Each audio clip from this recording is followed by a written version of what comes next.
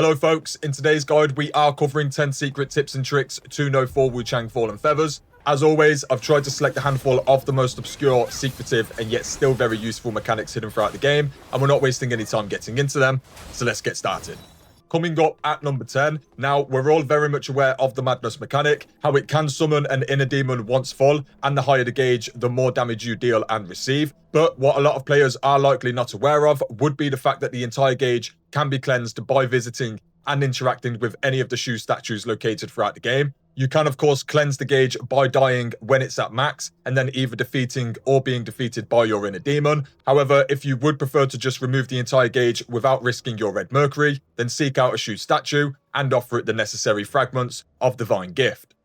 For number 9, we do of course have the Bamboozlings and Panda Merchant. We'll be brief here as everyone likely knows about both of these already, but what I'd like to do is show the easiest route to the Panda Merchant, as players will want to keep returning here throughout the early portions of the game, as his inventory will continue to expand. Simply start from the Shu Sanctum and head out of the doorway on the left, then follow the path on screen all the way down to the Panda Cave, and then head inside. He does change location once you progress past certain points of the game, but for the earliest portion, you can and will find him here. At number 8, we do have a bit of an obscure one, but it would be that despite the entire skill tree being hidden away, once you have progressed far enough to obtain around 20 upgrade points, you can quite literally go into any of the branches and begin unlocking each section. Then simply resetting to go back and unlock even more. You can do this for the entire tree, which will make decision making much easier, as you will be able to see absolutely everything you can work towards. As a quick little side note for those who don't know, the leftmost branch is by far the most important in the game. I advise unlocking all of this and then resetting to go through and check what available upgrades are available for yourself, as you will find tons and tons of valuable upgrades within here. Coming in at number 7, we have red-eyed enemies. Now, these enemies are significantly stronger than most. They typically will not respawn, and once defeating them, you will receive a concentrated red mercury essence, which is essentially a free skill point to use wherever you like. Always bear this in mind, as you may defeat 1 or 2 and completely miss that they've rewarded you skill points that you can very much go back and spend. For number 6, we have something I've seen mentioned once or twice here and there, and after testing it out myself, I did think it worth mentioning.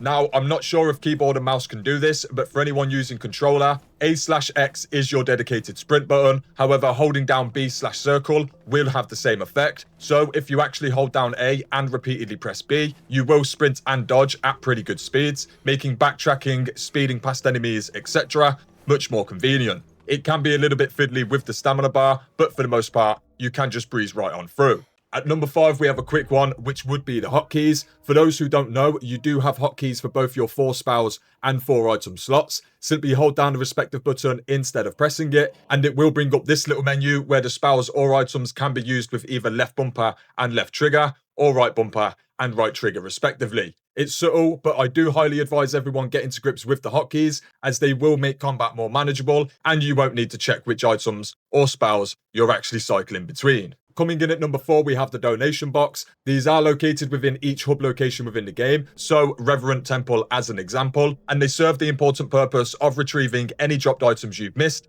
and placing them inside for you to collect. Say for instance an enemy drops a piece of armor or consumable items, while once resetting the game state by either dying, fast traveling or resting, then the items will be collected and transported to the donation box for you to collect.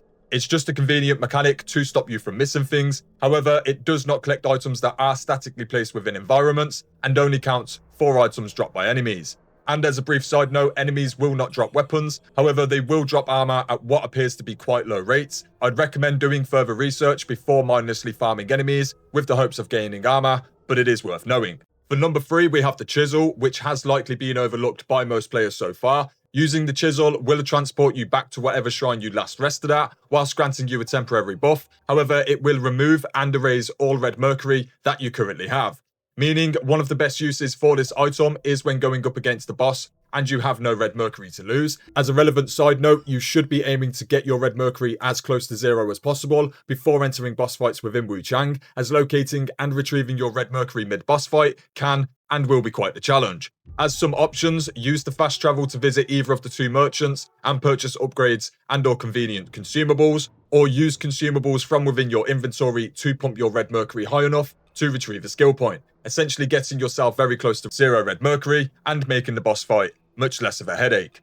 Coming in at number 2, we have charged heavy attacks to bosses' backs. Now, some players may not be aware, but if you can land a charged heavy attack on a boss's back, then it will most likely cause them to be open for an obliterate attack. Almost all bosses do have attacks that present these windows of opportunity if you're able to capitalize and know when and where to be. They're great for opening up huge windows of damage, as well as giving weapons chances to get off full combos, meaning any additional effects from these combos can be applied quite easily, or they can be used to create moments for healing, using buffs, etc. But the main focus would be damage, as a lot of damage can be done in these moments and can help somewhat trivialize certain portions of boss fights. And as a brief little side note here, we all know healing times are very slow, and choosing the wrong moment can cause defeat real fast. But if you use specific attacks or spells to create windows of opportunity, such as the Burning Flame spell, which causes this brief stagger moment, which is enough to get a full heal off before needing to react, it's just a small piece of advice. Instead of risking choosing your moments, see if you can't guarantee an opening by using a specific spell or attack. And finally, coming in at number 1 on this list would be the knockdown mechanic and how to correctly dodge back to your feet.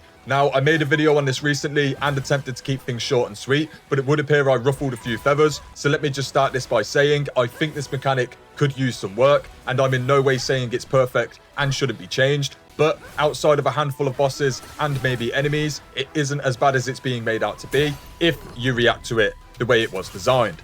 To explain, when you are knocked down to the ground, half of the time spent here you will be unable to react, and the other half you can. What you should be doing is waiting for the enemy's next attack and then dodging in time with this to both dodge it and get back to your feet. If you button mash, you will likely dodge too early and get hit by the attack, and if you dodge too late, you'll likely get caught by a follow-up attack anyway.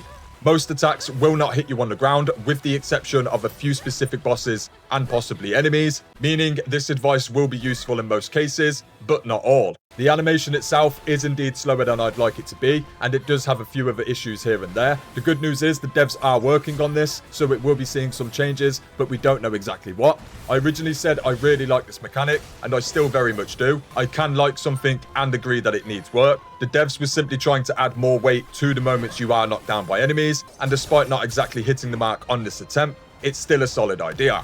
For the most part, you can still dodge most enemy attacks when this occurs, and I'm hoping that ultimately the devs remove the attacks that can hit you whilst you're still on the ground and speed up the reaction times of being able to dodge back to your feet, thus making the entire process a little bit more forgiving. I will say my bad if I gave off the wrong impression with the knockdown video. I wanted to keep it short and I don't give my opinions much, but perhaps I should have spoken more in depth that time round instead of focusing on the knockdown solution so much. I will say I'm not in the business of broadcasting my opinions or playing white knight for developers, nor do I think anyone should listen to my opinion, or most YouTubers for that matter, and think it carries any more weight than the average gamer, because that's all I really am. I'm in the business of making guide and news videos to help inform and guide players through their own adventures. I'm likely to make the odd misstep here and there, but this channel was created with the intention of supporting others, and that's all I ever really aim to do whenever I do make a video.